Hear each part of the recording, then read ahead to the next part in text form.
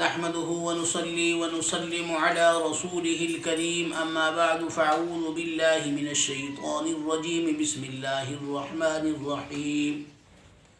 اللهم صل على سيدنا محمد وعلى آل سيدنا محمد وبارك وسلم. شاجی اسلامک چینل کے ناظرین اکرام السلام علیکم ورحمۃ اللہ وبرکاتہ. محترم ناظرین اکرام، آج میں اپنی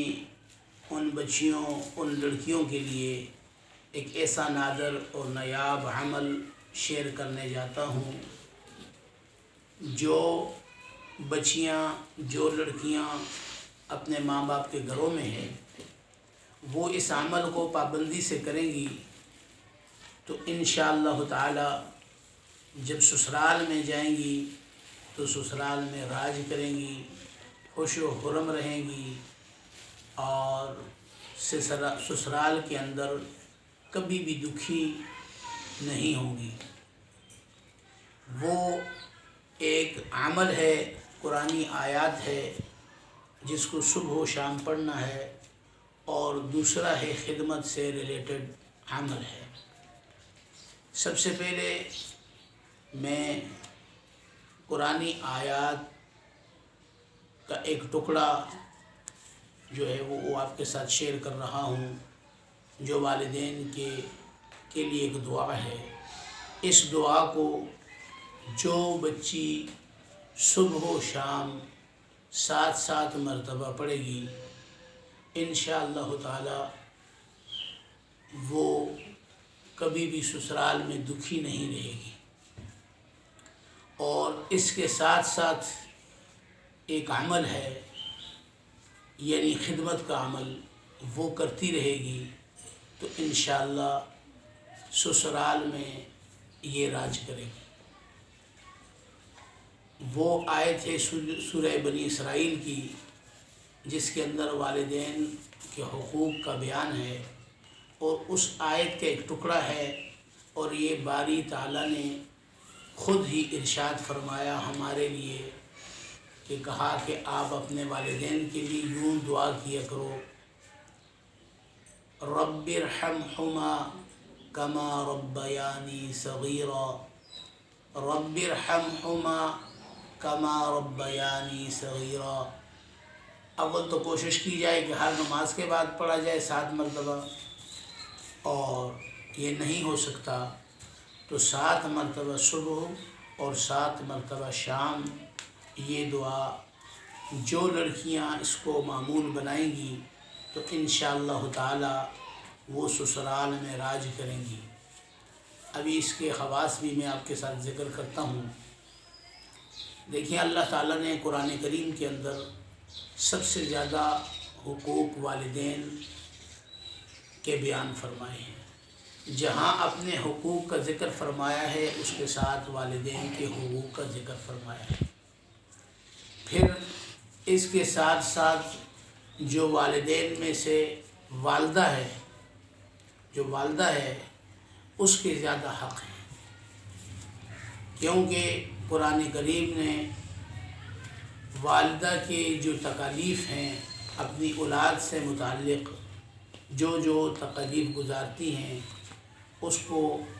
بالکل واضح کر کے بیان کیا ہے کہ تمہاری والدہ 9 مہینے تمہیں پیٹ میں رکھتی ہے، پھر 30 مہینے تک تمہارے ساتھ ہر قسم کی تکلیف برداشت کرتی ہے. تم رات کو سوتے ہو تو وہ جاگتی ہے، تمہیں تکلیف ہوتی ہے تو تمہیں اٹھا کے پھرتی ہے. یہ ساری کی ساری تکلیفیں قرآن کریم کے اندر موجود ہیں جو والدہ کرتی رہتی ہے. صورتحال یہ ہے کہ موجودہ دور میں ہماری بچیاں جب اپنے والدین کے گھروں میں ہوتی ہیں، وہ اپنے والدین کا اکثر دل دکھاتی رہتی ہیں اور خدمت سے جی چراتی رہتی ہیں. جب وہ سسرال میں جاتی ہیں تو انہوں نے اپنی والدین کی خدمت نہیں کی ہوئی تھی، جس کی وجہ سے بطور سزا انہیں سسرال میں تکلیفیں ملتی ہیں. تو بچیوں کے لیے یہ خصوصاً ہدایت ہے کہ جیسا کہ نبی کریم صلی اللہ علیہ وسلم نے فرمایا ہے کہ ایک روٹی بنانے سے 2 رکعت نماز نفل کا ثواب ملتا ہے، تو ہمارے مشائخ کے قول کے مطابق مرد عبادت کے ذریعے اللہ کا تقرب حاصل کرے گا، اور عورتوں کے لیے ہے خدمت کے ذریعے اللہ کا تقرب حاصل کرے گا۔ تو جو بچیاں اپنے ماں باپ اور خصوصاً والدہ کی بات کو سنتی ہیں، ان کا کہنا مانتی ہیں، ان کا ہر کام میں ہاتھ بٹاتی ہیں، گھر کی صفائی میں، برتن دھونے میں، کپڑے دھونے میں، اور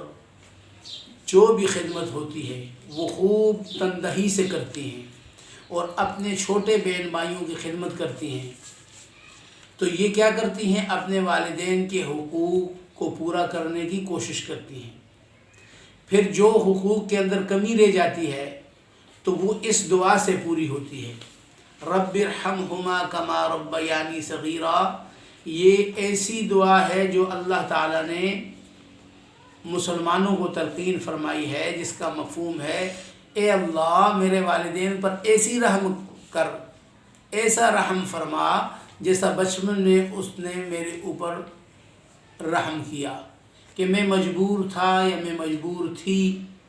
تو میری والدہ مجھے جو ہے، جب میں روتی تھی اور روتا تھا تو میری والدہ مجھے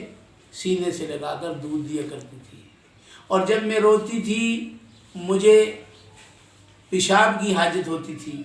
تو لوگ بولتے تھے کہ اس کو بھوک لگی ہے، لیکن والدہ کی چھٹی حس یہ جانتی تھی کہ میرے